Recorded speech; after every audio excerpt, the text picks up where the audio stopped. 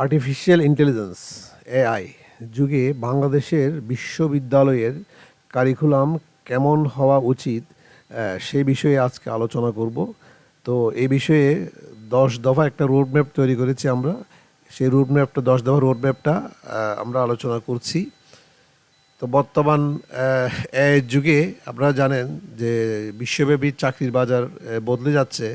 তাহলে কি আমাদের বিশ্ববিদ্যালয়ের পড়াশোনাও কি বদলাতে হবে না? অবশ্যই হবে। তো সেই জন্যে আজকের এই 10 দফা আমাদের চিন্তাধারা থেকে। এখন আমরা 10 দফাগুলো একটু আলোচনা করি।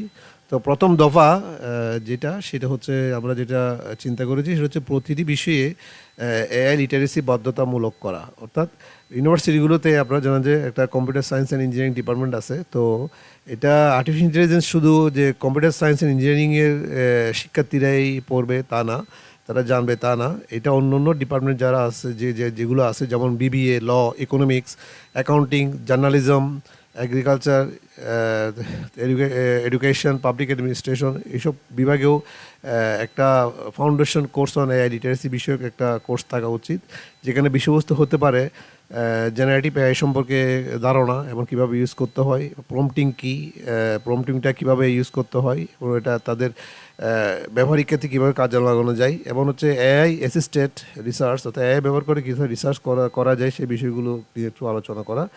তো আসলে এই দফার লক্ষ্যটা যেটা হতে পারে যে ইউনিভার্সিটি থেকে যখন কোনো গ্রাজুয়েট বের হবে তখন প্রত্যেক গ্রাজুয়েট যেন অন্তত জানে এআইটা কী, কোথায় ব্যবহার করা যায় এবং কোথায় ব্যবহার করা আসলে উচিত না। দ্বিতীয় দফা যেটা টাইটেল সেটা হচ্ছে এআই প্লাস সাবজেক্ট মডেল চালু করা। তো আসলে এআইকে একটি বিষয় হিসেবে না দেখে, এটা বিষয় হিসেবে বা কোনো একটা ডিপার্টমেন্টের জন্য না দেখে, এটা হচ্ছে যে এটা একটা আসলে প্রতিটি ডিসিপ্লিন, প্রতিটি সাবজেক্টের সাথে এটা যুক্ত করা উচিত। যেমন আমি কিছু এখানে আলোচনা করেছি, কিছু এক্সাম্পল দিয়েছি। যেমন যে কোনো ইউনিভার্সিটিতে বিবিএ ডিপার্টমেন্টে যারা পড়ে, যাদের শিক্ষার্থী আছে, তাদের জন্য একটা কোর্স থাকতে পারে, যেটা হচ্ছে যে মিনিমাম একটা কোর্স থাকতে পারে, যেটা হচ্ছে টাইটেল হতে পারে এআই ফর বিজনেস। যেমন ফাইন্যান্স বিভাগের জন্য হতে পারে AI in banking and finance analytics, অ্যাকাউন্টিংয়ের জন্য AI for accounting and audit. তো এইভাবে আসলে প্রত্যেক ডিপার্টমেন্টে জন্য একটা কোর্স থাকতে পারে। তো এই মডেলের আসলে এই মানে দফার যে লক্ষ্য হবে সেটা হচ্ছে যে এআইটা কি তারা হচ্ছে যে নিজেদের পেশায় কীভাবে তারা ব্যবহার করতে পারে সেটাই শেখা। তো যেটা হচ্ছে 3 নম্বর দফা, যেটাকে আমরা বলছি যে কারিকুলামকে বছর বছর দ্রুত আপডেট করার ব্যবস্থা। জানুন যে টেকনোলজি সবসময় আসলে চেঞ্জ হয়। তো আমরা আসলে একটা ইউনিভার্সিটি কারিকুলাম 4-5 বছর পর পর আমরা চেঞ্জ করব, সেই চিন্তাধারা থেকে আমাদেরকে বেরিয়ে আসতে হবে। আমাদেরকে আসলে এটা যখনই প্রয়োজন তখনই এটা আসলে এটা হচ্ছে বা প্রতি বছরই এটা আমাদেরকে একটু চেঞ্জ করতে হবে। এই জন্য আমাদের প্রস্তাব হচ্ছে কি ইউনিভার্সিটিগুলোতে একটা অ্যানুয়াল কারিকুলাম রিভিউ সেল বা কমিটি থাকবে। হ্যাঁ, এই কমিটি যে বিষয়গুলো নিয়ে কাজ করবে সেটা হচ্ছে যে ইন্ডাস্ট্রি স্কিল ডিমান্ড রিভিউ, অর্থাৎ ইন্ডাস্ট্রিতে এখন কী ধরনের আসলে স্কিল দরকার হচ্ছে এআই বিষয়ক, সেগুলো একটা তারা রিভিউ করতে পারে, সেই অনুসারে তারা কারিকুলাম সাজাবে। এমন ইমার্জিং টেকনোলজি রিভিউ করা, তো বিশ্বের মধ্যে এখন বর্তমানে কী কী ইমার্জিং টেকনোলজি আসছে এবং নতুন নতুন টেকনোলজি আসছে সেগুলো একটু রিভিউ করে সেই অনুসারে কারিকুলাম সাজানো। এবার জব মার্কেট অ্যানালাইসিস, অর্থাৎ জবে মার্কেটে এখন হচ্ছে যে কি জব যেগুলো আছে সেগুলোতে আসলে কী ধরনের স্কিল প্রয়োজন হচ্ছে সেগুলো অ্যানালাইসিস করা।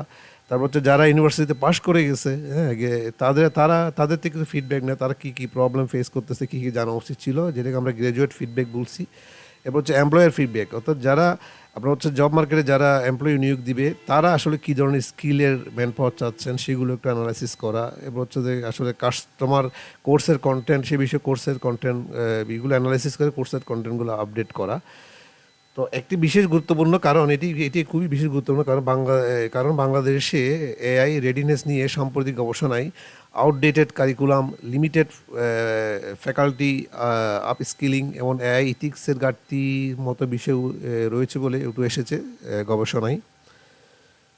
তো 4 নম্বর দফা সেটা আমরা যেটা বলছি সেটা হচ্ছে পরীক্ষা হবে আসলে মুখস্থ নির্ভর নয়, সমস্যা সমাধান নির্ভর। হ্যাঁ, তো এই যুগে আসলে শিক্ষার্থীকে শুধু সংজ্ঞালিক বিষয়টি ব্যাখ্যা করো বললে তার প্রকৃত দক্ষতা আসলে বোঝা যাবে না। হ্যাঁ, অ্যাসেসমেন্টের বড় অংশ হওয়া উচিত case study based, project, presentation, viva, portfolio based, এসব আকারে হওয়া উচিত। যেমন একটা উদাহরণ যদি আমি দিই, উদাহরণ যদি আমরা বলতে পারি, একটি ব্যাংকের ঋণ খেলাপির ঝুঁকি বিশ্লেষণ করো। শিক্ষার্থী এআই ব্যবহার করতে পারবে, কিন্তু তাকে বলতে হবে কোন ডেটা ব্যবহার করেছে, এআই কিভাবে ব্যবহার করেছে, আউটপুট কিভাবে যাচাই করছে, এআই কোথায় ভুল করছে, ফাইনাল ডিসিশন কেন এসেছে বা কেন নিয়েছে, সেই বিষয়গুলো সে ব্যাখ্যা করবে। তো 5 নম্বর যে দফা, সেটা হচ্ছে যে ডেটা লিটারেসি, প্রত্যেক শিক্ষার্থীর মৌলিক দক্ষতা তৈরি করা। হ্যাঁ, আসলে সবাই প্রোগ্রামার হবে না। হ্যাঁ, কিন্তু ভবিষ্যতে প্রায় সব পেশাজীবীরই ডেটা নিয়ে কাজ করতে হবে। হ্যাঁ, কারণ হচ্ছে যুগটা হচ্ছে ডেটার যুগ।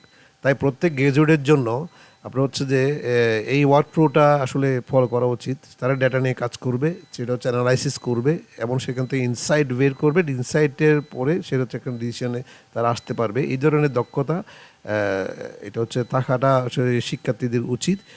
এর জন্য যেই বিষয়গুলো জানতে হবে শিক্ষার্থীকে, সেটা হচ্ছে অ্যাডভান্স স্কেল এক্সেল সম্বন্ধে জানতে হবে, বেসিক স্ট্যাটিস্টিক্স, ডেটা ভিজুয়ালাইজেশন সম্পর্কে তাকে একটু জানতে হবে। যেমন একদম হচ্ছে পাওয়ার বিআই সম্পর্কে সে একটু স্কিল অর্জন করতে পারে।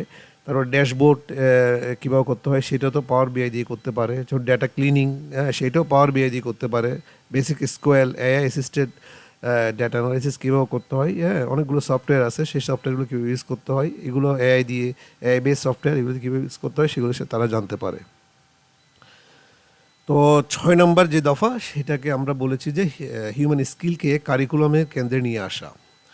এর যুগে মানবিক দক্ষতার গুরুত্ব কমবে না, বরং অনেক ক্ষেত্রেই বাড়বে। কারিকুলামে বাধ্যতামূলক থাকতে, প্রত্যেক ইউনিভার্সিটি কারিকুলামে বাধ্যতামূলক থাকতে হবে সেগুলো হচ্ছে যে ক্রিটিক্যাল থিঙ্কিং বিষয়গুলো তারা শিক্ষার্থীরা একটা হচ্ছে সে মানে এটা শিখতে পারে, সে বিষয়ে কারিকুলাম আপডেট করতে পারে।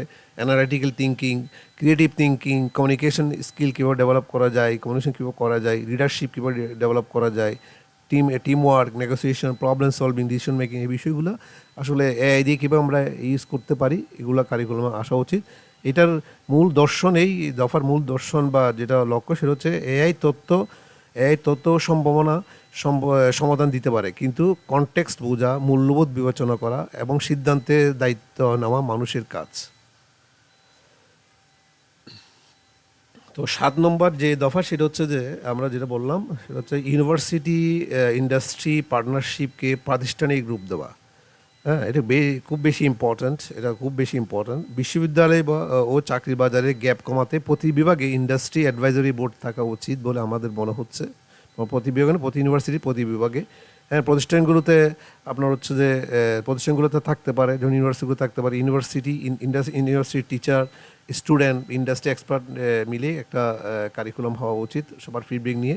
এর মাধ্যমে আসলে এটা কীভাবে আমরা অর্জন করতে পারি, সেটা হচ্ছে আমরা ইন্টার্নশিপের মাধ্যমে এটা হতে পারে। সেটা হচ্ছে ইন্ডাস্ট্রির জন্য প্রজেক্ট তৈরি করা, এটা স্টুডেন্টরা করবে, সেইভাবে করতে পারি। তারপর হচ্ছে যে আপনার হচ্ছে ইউনিভার্সিটি কোর্সগুলোতে গেস্ট লেকচারার, আমরা গেস্ট লেকচারারকে আনা যায়, সেটা গেস্ট লেকচারার আনা যায় বিভিন্ন কোর্সে, ইন্ডাস্ট্রি এক্সপার্ট। এবং ইন্ডাস্ট্রি থেকে ইন্ডাস্ট্রি একজন মেন্টর থাকতে পারে, বা একজন বা একদিন মেন্টর থাকতে পারে, এবং রিয়েল ওয়ার্ল্ড ডেটাসেট নিয়ে কাজ করতে পারে স্টুডেন্টরা। সাধারণত দেখা যাচ্ছে যে ইউনিভার্সিটিতে রিয়েল ওয়ার্ল্ড ডেটাসেট নিয়ে আসলে পায় না, তারা কাজও করতে পারে না। এই জন্য তারা হচ্ছে রিয়েল সিনারিওটা বোঝাটা খুব ডিফিকাল্ট হয়ে যায়। তো এইভাবে আসলে এবং বিভিন্ন ধরনের প্রফেশনাল সার্টিফিকেশনগুলো তারা স্টুডেন্টের জন্য করতে পারে এআই বিষয়ক। এই বিষয়গুলো আসলে কারিকুলামে থাকা উচিত। তো যে 8 নম্বর দফা, যেটাকে আমরা বলছি রিয়েল বাংলাদেশ প্রবলেম ভিত্তিক,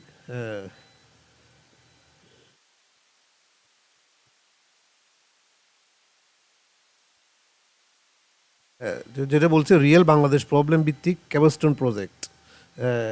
এটাকে তো ইউনিভার্সিটিগুলোর যেটা ফাইনাল ইয়ারের প্রজেক্ট যেটা থাকে, সেটা শুধু একাডেমিক রিকোয়ারমেন্ট না হয়ে বাংলাদেশের বাস্তব সমস্যা সমাধানের উদ্যোগ হওয়া উচিত। যেমন ব্যাংকিং সেক্টরের ক্ষেত্রে কাজ হইতে পারে, হ্যাঁ, যেমন হচ্ছে সেটা হচ্ছে যে AI based credit risk analysis. এগ্রিকালচারের ক্ষেত্রে হতে পারে ক্রপ ডিজিজ ডিটেকশন। গার্মেন্ট সেক্টরের জন্য হতে পারে যেটা প্রোডাকশন কোয়ালিটি প্রেডিকশন। হেলথ কেয়ারের জন্য হতে পারে পেশেন্ট ডেটা অ্যানালাইসিস। গভর্নমেন্টের জন্য হতে পারে সিটিজেন সার্ভিস অটোমেশন। এসএমইর ক্ষেত্রে সেলস ফোরকাস্টিং। তো এতে আসলে শিক্ষার্থীরা শুধু চাকরির খোঁজার যোগ্য হবে না, বরং সমস্যার সমাধান ও উদ্যোক্তা হওয়ার যোগ্যতাও অর্জন করবে। তো 9 নম্বর যেটা দফা, সেটা যেটাকে আমরা বলছি AI ethics, law and governance বাধ্যতামূলক করা কারিকুলামের মধ্যে, ইউনিভার্সিটি কারিকুলামের মধ্যে এআই ব্যবহার শেখানোর পাশাপাশি এর দায়িত্বশীল ব্যবহার শেখানো অত্যন্ত জরুরি। এই জন্য কারিকুলামে যেটা থাকতে পারে সেটা হচ্ছে যে এআই, মানে এআই বায়াস বিষয়ে, তার প্রাইভেসি বিষয়ে, তারপর ডেটা প্রোটেকশনের বিষয়ে, কপিরাইট, ডিপফেকের বিষয়ে থাকতে পারে, তারপর হচ্ছে এই বিষয়গুলো হচ্ছে মিস ইনফরমেশনের বিষয়ে থাকতে পারে, একাডেমিক ইন্টিগ্রিটি বিষয়গুলো থাকতে পারে, হিউম্যান ওভারসাইট বিষয়ে থাকতে পারে। তো বাংলাদেশে এআই পলিসির লক্ষ্য রেসপন্সিবল এবং ইনক্লুসিভ এআই ইকোসিস্টেম করে তোলা। তো এটা আসলে এটা খুবই, এই দফাটাও খুব ইম্পর্ট্যান্ট। 10 নম্বর যেটা এবং হচ্ছে সর্বশেষ যেটা হচ্ছে ফ্যাকাল্টি, যেটা বলছে রিস্কিলিং বা ইউনিভার্সিটি এআই পলিসি। এটা হচ্ছে যে সব শেষে যেটা আমরা বলতে পারি সবচেয়ে গুরুত্বপূর্ণ বিষয়, শিক্ষক প্রস্তুত না হলে কারিকুলাম রিফর্ম সফল হবে না। আপনি যতই কারিকুলাম করেন, যদি শিক্ষকরা যদি প্রস্তুত না থাকে তাহলে আসলে কোনো আউটপুট আসবে না। তাই প্রতিটি বিশ্ববিদ্যালয়ে ফ্যাকাল্টি এআই আপস্কিলিং প্রোগ্রাম চালু করাটা উচিত বলে আমাদের মনে হচ্ছে। এর পাশাপাশি প্রতিটি বিশ্ববিদ্যালয়ে নিজস্ব জেনারেটিভ এআই পলিসি থাকাটা উচিত। কোথায় এআই ব্যবহার করা অনুমোদিত এবং কোথায় ডিসক্লোজার প্রয়োজন, কীভাবে একাডেমিক ইন্টিগ্রিটি বজায় থাকবে ইত্যাদি বিষয়গুলো আসলে একাডেমিতে থাকা উচিত, এগুলো আলোচনা করা উচিত স্টুডেন্টদের সামনে। তো এটা আসলে যেটা এখন হচ্ছে যে এই দফাগুলো বাস্তবায়নের জন্য কতগুলো স্তর আমরা এখানে আলোচনা করব, কিভাবে বাস্তবায়ন করা যায়, কতগুলো এখানে আমরা 3টা স্তরে আলোচনা করব। 3টা স্তরের মাধ্যমে বাস্তবায়ন করা যাবে বলে মনে হচ্ছে। যেটা হচ্ছে যে আমরা হচ্ছে যে কিছু শর্ট টার্ম, যেটা 1 বছরের মধ্যে যেটা করা যেতে পারে সেটা হচ্ছে স্টুডেন্টদের জন্য এআই লিটারেসি, ফ্যাকাল্টি ট্রেনিং বা এআই পলিসি নিয়ে কাজ করতে পারে ইউনিভার্সিটিগুলো। তাহলে হচ্ছে এরপর তারা হচ্ছে মিডিয়াম টার্ম কিছু পদক্ষেপ নিতে পারে, যেটা 2 থেকে 3 বছরের মধ্যে হতে পারে, যেটা হচ্ছে AI subject course, industry project, new assessment system, এগুলো নিয়ে কাজ করতে পারে।